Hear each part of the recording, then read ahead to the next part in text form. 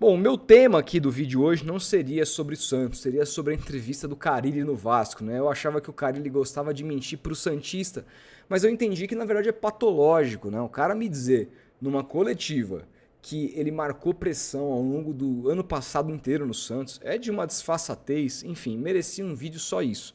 Mas decidi, assim, é, cara, ignorar esse assunto, porque vamos esperar para ver como que vai ser o trabalho do Carille ao longo do ano. Eu já falei sobre ele aqui, fiz um vídeo dedicado aos vascaínos sobre a impressão que nós temos com relação ao Carille. Então vamos esperar os resultados, né? Assim como me empolguei bastante, claro, com a entrevista do Caixinha ontem, que para quem teve Carille ter Caixinha, pelo menos intelectualmente, à frente dos microfones, é um salto assim, cara, quase você sair da Terra e ir para Marte. É muito distante. Agora, isso vai render resultados? Não necessariamente. Então a gente tem que esperar, ver qual vai ser o trabalho, qual vai ser a tática do dia a dia, qual vai ser, mais do que isso, a evolução desse trabalho ao longo do ano. Temos que esperar, mas assim, gostei bastante da entrevista do Caixinha, preciso deixar isso registrado aqui. Agora hoje, eu gostaria de falar desses nomes que novamente são especulados no Santos. Temos aí essa negativa peronomútil do Thiago Maia. Temos aí mais um não do Zé Rafael ao Santos, informação dada agora há pouco pelo André Hernan.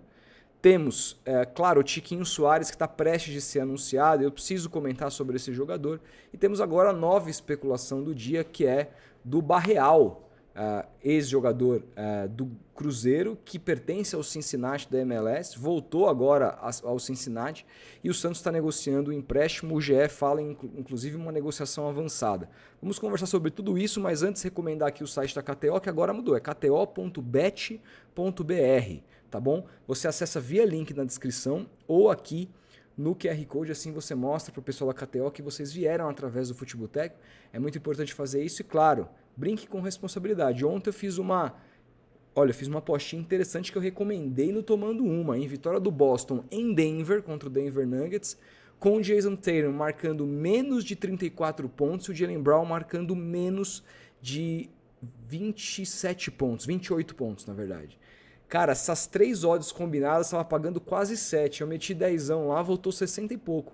Então, assim, bem interessante, mas claro, eu ganhei, já perdi outras vezes. Você pode ganhar, você pode perder. O importante é que você saiba que é para se divertir. Coloca pouquinho para se divertir, para brincar, tá bom? Agora você precisa passar por várias etapas lá na KTO para criar o seu cadastro ou para acessar o seu cadastro. Você precisa mostrar. Importante você mostrar que você está localizado no Brasil, então você precisa ativar a geolocalização no seu celular, do dispositivo que você esteja acessando, é muito importante isso.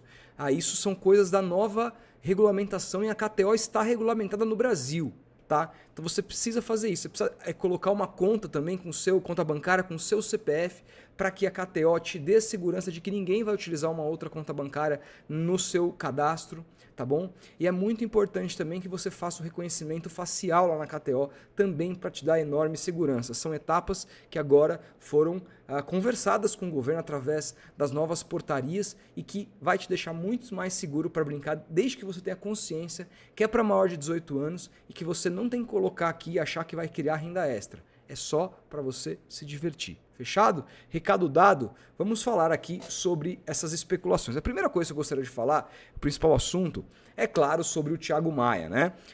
E aí assim, a primeira informação que veio foi da ponta de lá.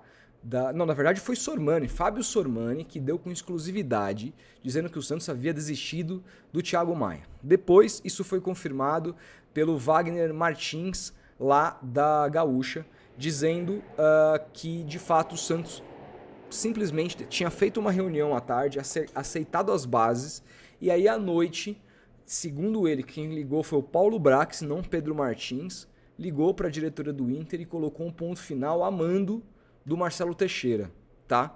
E aí a gente viu algumas narrativas com relação a isso. O Venê Casagrande fala que o Inter, de última hora, pediu valores à vista que não tinha pedido, e o Santos ficou puto e saiu fora.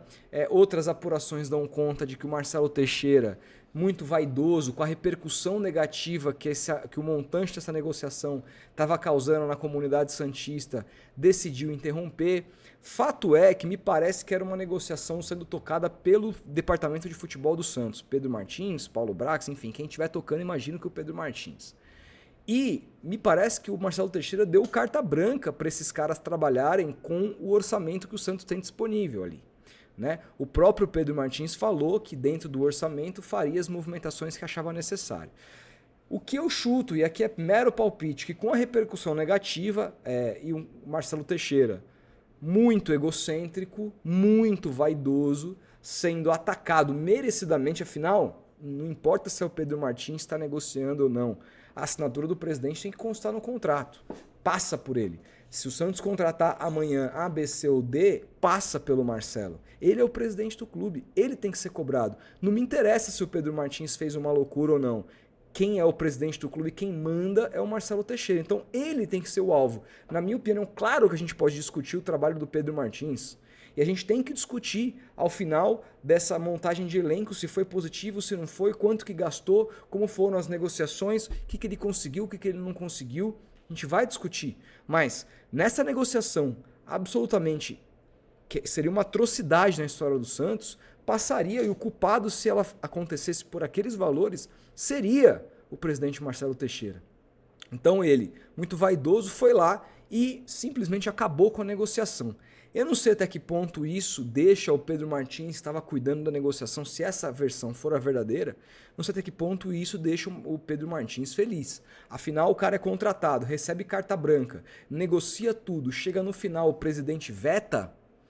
Bom, não sei como que ele recebeu isso. Fato é que o Marcelo Teixeira acertou. Só que assim, eu não vou bater palma por um cara que fez o mínimo. Ele vetar uma negociação dessa é nada além do que o mínimo que ele tem que fazer enquanto presidente do Santos. Não tenho que bater palma e falar, nossa, presidente, o senhor foi muito bem. Pelo contrário, isso aqui é o mínimo que a gente espera de uma figura que comanda o Santos Futebol Clube, não pagar mais de 40 milhões de reais num volante que não vai mudar o patamar do time do Santos. Se mudasse, seria um pouquinho. Bom jogador, nada além disso. Ainda mais assim, numa situação que o Santos não tem condições de fazer isso, condições financeiras de fazer isso. Um outro ponto que eu gostaria de trazer aqui é que o Sormani falou comigo, ele assistiu ao meu vídeo ontem, ele disse que tem uma fonte forte, ele me contou quem é a fonte, obviamente não vou dizer, mas que garantiu para ele, é de fato muito forte a fonte, que o Santos tem 100% dos direitos do Jair. A minha fonte diz que não, diz que tem. O Santos tinha 90% e que na renegociação de ampliação do contrato que aconteceu no meio do ano passado, o Santos cedeu mais 20%. Eu não sei se nessa negociação o staff do Jair abriu mão dos 30%. Mas essa fonte do Sormani é muito forte e garante que o Santos vai ganhar os 100% da negociação do Jair. E eu confio muito nessa fonte do Sormani, confio muito no Sormani, então tá aqui registrado, tá bom? As fontes falam coisas diferentes. Então tem a minha apuração, tem a do Sormani, tô deixando aqui bem claro. Enquanto a gente vai ter certeza de fato quando sair o balanço. E a gente sabe o quanto o Santos demora para divulgar os seus respectivos balanços. Para finalizar de Thiago Maia, estão dizendo que o Santos, o próprio De Olho no Peixe noticiou isso, que seria uma saída estratégica para tentar amolecer o Inter. Só que, pelos lados de Porto Alegre, dizem que o Inter está irredutível a abrir mão de qualquer situação que colocou na última reunião que não foi aceita pelo Santos. Então não me parece que esse negócio vai sair. Acho, porque o plano B do Santos era retomar a negociação com o Zé Rafael. Isso foi noticiado também pelo Sormani, em primeira mão, e depois outros tantos veículos deram. Eu vi isso no Facincani também, no canal dele, ele fala sobre isso. Saiu isso no UOL hoje, matéria do Lucas Mussetti. Saiu isso em outros veículos, eu não vou lembrar de todos. Mas a informação que eu acabo de ver, que o André Hernan soltou com exclusividade, é que, mesmo diante da nova investida do Santos, que seria um salário para o Zé Rafael maior do que ele recebe no Palmeiras, só que seria via empréstimo.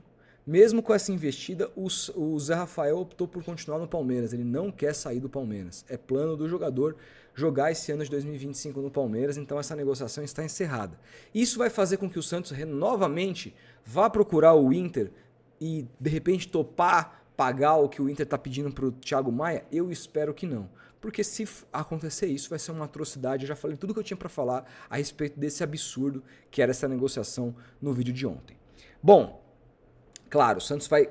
Se o Santos foi atrás do Thiago Maia e foi atrás do Zé Rafael, o Santos quer mais um volante pro elenco. É um pedido do Pedro Caixinha e de repente novos nomes ou um novo nome pode surgir nesse cenário, no mercado, e essa é a missão do Pedro Martins, Paulo Brax e seus Blue Caps.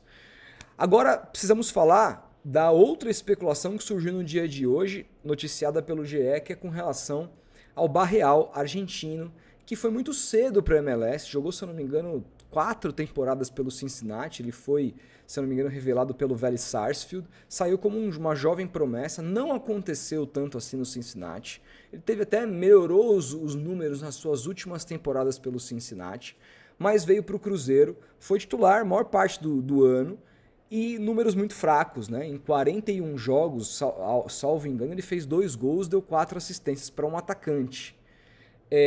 Foi bem aquém da temporada que ele tinha tido de 8 gols e 12 assistências de 2023 pelo Cincinnati lá na MLS.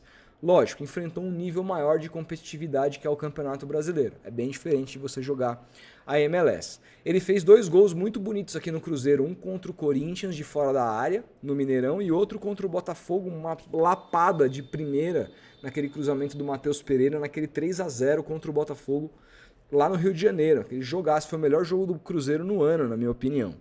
E ele jogou bem esse jogo. Acontece o seguinte, o querido Barreal, ele é um ponta canhoto, só que costuma jogar pela esquerda. E a gente sabe, o próprio Caixinha deixou claro que ele gosta de jogar com pontas com pé invertido. Ele teve experiência em alguns jogos do Cincinnati jogando pela direita, mas não é o forte dele. Me parece que se ele vier para o Santos, o Caixinha vai colocá-lo na direita. Por quê? Por quê? O Caixinha deixou claro que enxerga o Tassiano como um dos atacantes. E quando a gente fala atacante, a gente fala pontas ou centroavantes. O Musetti até explicou isso no grupo dele, que eu faço parte lá. Ele tem bastante informação falando do pensamento do Caixinha. Convido todo mundo a seguir o grupo do Musetti lá no Instagram. É bem interessante, só tem aumentado o grupo e tem trazido muitas informações interessantes. Ele fala sobre o pensamento do Caixinha, sobre quem é meia, quem é volante. E a gente vai ter que mudar um pouco desse conceito que a gente tinha do ano passado para esse ano, tá? Porque com o Carille, todo mundo era volante e os meias eram Serginho, Juliano. O Serginho, que era um cara mais meio armador, que rondava, e o Juliano era quase que um segundo atacante. O Caixinha não pensa futebol assim. O Caixinha pensa em tripé de meio-campistas. Então ele enxerga Schmidt e Rincon como primeiro volantes, brigando por essa posição, e Patrick, Pituca, Ian, essa galera brigando pela meia. Então ele enxerga o Pituca como meia, enxerga o Ian como meia, enxerga o Patrick como meia. E não necessariamente o meia, que era o Juliano, que era aquele camisa 10. O Santos não vai jogar assim. Ele pode até jogar com 2-1, ele até falou isso na coletiva, que seriam 2 volantes e um meia mais à frente. Mas a preferência dele no Bragantino foi por 1-2, um cara mais preso fazendo o primeiro volante e outros 2 meias ocupando aqui o meio de campo, chegando mais à frente, mas que a gente costuma chamar de volante. A gente nunca chamou o Ian de meia, a gente nunca chamou o próprio Pituca de meia. A gente sempre considerou esses caras volantes. Mas eu entendo, porque na Europa, na escola que o Caixinha joga, se monta times muito mais com essa característica, com meio-campistas que fazem o tal do box-to-box, que é o área a área, com muita facilidade, não necessariamente são camisas 10, são camisas 8. Ele joga de repente com camisa 5 e 2 camisas 8, um pelo lado esquerdo, um pelo lado direito. Ele fez isso muito pelo Bragantino. Então, essa contratação do Thiago Maia e do Zé Rafael é buscando mais uma peça, mais um camisa 8, na minha visão, para jogar nessas funções, até porque no treinamento quem tem sido titular é o Ian, que assim, eu acho que é muito promissor, mas eu não sei se está pronto ainda para assumir a titularidade do Santos ao longo de 2025. Vamos ver se ele vai ter sequência nesse primeiro momento no Campeonato Paulista. Vamos ver se ele vai ser titular no jogo de amanhã, o jogo treino contra o Atlético, que está na Série B, é um bom desafio para o Santos. Vamos ver essa montagem de elenco. Fato é que ele quer mais uma peça para esse setor, mas não necessariamente um meia camisa 10. E aí que entra a pegadinha do Tassiano, porque todo mundo, inclusive eu, imaginava que o Tassiano fosse compor esse tripé de meio de campo. E não, ele vê o Tassiano como atacante. Os atacantes dele, ele pensa tanto nas pontas como na centroavância. Não acredito que com a chegada de Tiquinho, daqui a pouco eu vou falar de Tiquinho aqui, o Tassiano vai brigar por uma posição para jogar como 9. O cara sendo contratado a peso de ouro para ser reserva, não imagino. E aí, onde o Tassiano jogou com o Rogério em vários jogos no Bahia ano passado. Como um atacante, mas vindo da ponta. Quando o time armava a marcação, ele ia pelo lado marcar e o Rogério, inclusive, elogiou muito a recomposição do Tassiano. Aí você fala, tá, Rodolfo, mas o Santos tem na ponta esquerda o Guilherme e o Soteldo. O Tassiano vai jogar ali pela ponta esquerda? Nos treinamentos, o Soteldo tem jogado na direita, tá? Até esse momento, o Soteldo tem jogado na direita e foram vários os jogos ano passado com o Renato Gaúcho que o Soteldo jogou pela direita. Então, nesse momento, eu estou imaginando aqui um tripé com Rincon, que tem sido titular, tem sido preferido ali do Caixinha em detrimento do Schmidt, Ian e Pituca, se não vier ninguém, né? E você tem, eu imaginaria o Tassiano do lado esquerdo, o Soteldo do lado direito e na frente o Tiquinho Soares. Tá? Então assim, eu imagino que o Tassiano vai ser esse cara da ponta esquerda. E aí na ponta direita, você tem ali, no caso do Barreal, porque é por isso que eu estou falando tudo isso, para chegar no Barreal, enrolei para chegar no Barreal. O Barreal eu imagino que vai ser utilizado daquele lado direito, que é um lado mais escasso do Santos. Quem que o Santos tem hoje que pode ser utilizado ali? O Soteldo, que não é o forte dele, ele atua muito mais pela esquerda. Você tem o Miguel, que eu particularmente acho que não vai jogar com Caixinha. O Miguel é um jogador zero intenso. O Juliano não estava errado. O Juliano estava certo de falar isso publicamente? Não. Tinha que apanhar? Tinha. Mas ele tinha razão? Tinha. Na minha visão. Para mim, o Miguelito é um jogador superestimado. É comum da bola. Eu espero queimar a língua. Espero estar errado. E espero que ele seja o craque do Santos ao longo do ano. E que, eu não tenha razão nenhuma e que a gente seja feliz. É o que eu espero. Mas não é o que eu vejo.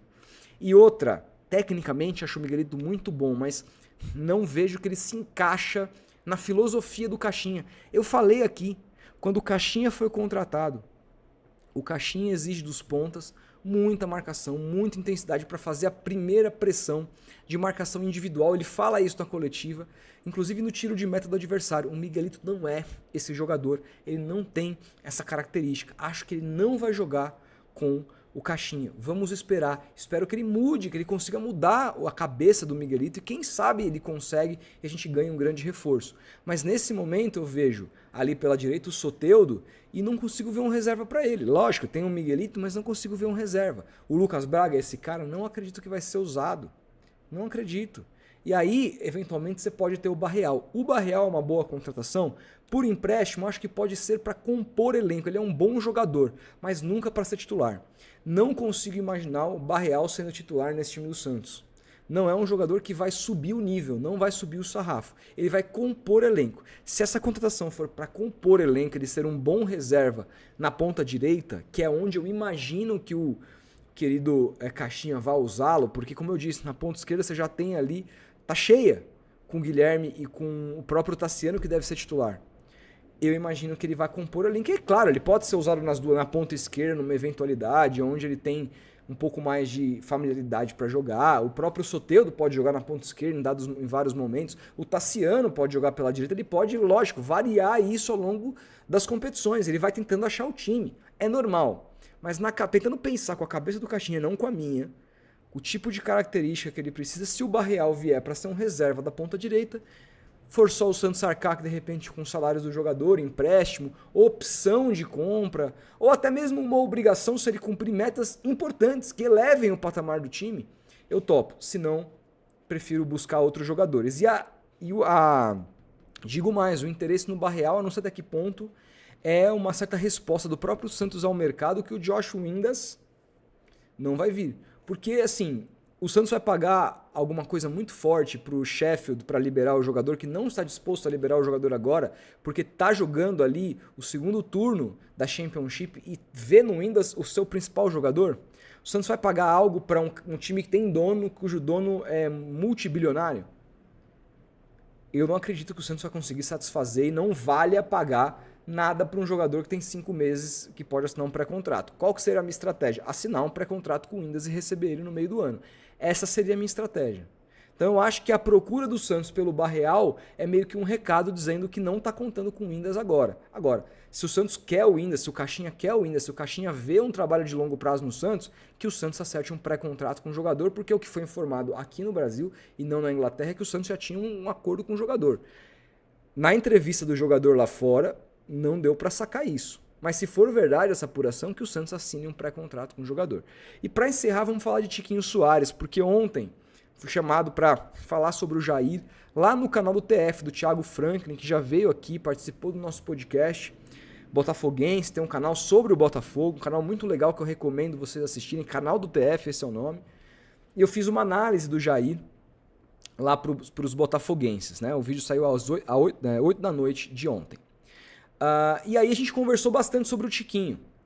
E assim, ele me colocou algumas questões positivas e negativas. Positivo, o trato do Tiquinho com a bola. Segundo ele, segundo o TF, é craque. O trato do Tiquinho com a bola fora da área, o quanto ele facilita para a chegada dos pontas, o quanto ele faz o pivô, a intimidade que ele tem, a inteligência que ele tem para jogar, vai subir muito o sarrafo do Santos. Agora, ele colocou várias ressalvas. A primeira, desde o falecimento do pai, o Tiquinho perdeu a motivação, perdeu o foco e isso mexeu muito com a cabeça dele. E nesse aspecto, a mudança de área, jogar no Santos, pode fazer muito bem para o Tiquinho. Né? Nesse aspecto, de repente ele pode chegar vendo uma mudança de time, uma possibilidade dele recuperar aquela mentalidade que ele tinha. Mas desde esse incidente, segundo o Thiago, caiu muito o futebol do Tiquinho e ele perdeu espaço, inclusive na reserva, para o Júnior Santos. Quando o Júnior Santos se recupera, ele volta muito mais para um reserva do Igor Jesus do que propriamente para jogar nas pontas como ele jogava antigamente com os outros técnicos. Com o próprio Luiz Castro, com o Bruno Lage. Ele, com o técnico, com o último técnico agora, o que acabou de sair, esqueci o nome, ele volta muito mais como um atacante, como um 9. Arthur Jorge, perdão. Com o Arthur Jorge, ele joga muito mais como um 9. Então, o Tiquinho virou uma terceira opção ali para a camisa 9 do Botafogo. E segundo ele, algo que é muito importante de se destacar, algo que era muito importante no jogo do Tiquinho, que era a questão física, caiu demais no último ano. E quando a gente vai olhar os números, né, em 2023 ele faz 29 gols, em 2024 ele faz 8. Ele não conseguiu fazer um terço dos gols que ele teve em 2023. Caiu muito os números do Tiquinho e tem muito mais, segundo o Thiago, pelo menos percepção, a ver com a cabeça do que qualquer outra coisa. Tá? Então vamos esperar. Tomara que essa vinda dele ao Santos faça com que ele, mudando de área, se reanime. Não é fácil passar pelo que ele passou. O Adriano nunca conseguiu se recuperar, vocês lembram? Nunca mais foi o mesmo jogador desde a morte do pai. A gente sabe disso. Então eu espero que não seja um caso parecido aqui. Eu espero que no Santos ele retome esse prazer. Porque com o Caixinha, ele vai ter que ser muito físico, vai ter que ser muito intenso para poder jogar. Ele não vai chegar, lógico, ele chega com expectativa de ser o novo titular, chega. Mas ele não vai ganhar essa titularidade se ele não provar nos treinos. E aí ele vai ter que ser muito físico e muito intenso. Se ele cumprir isso, a gente tem um baita de um reforço para 2025. Se não... E outra, parece que o contrato é de 3 anos. Então, se não... aí o Santos pode ter dado com o burro na água, porque o salário não vai ser barato. Não vai ser barato pro Tiquinho. Imagina que ele vai ganhar mais de 1 milha por mês para jogar no Santos.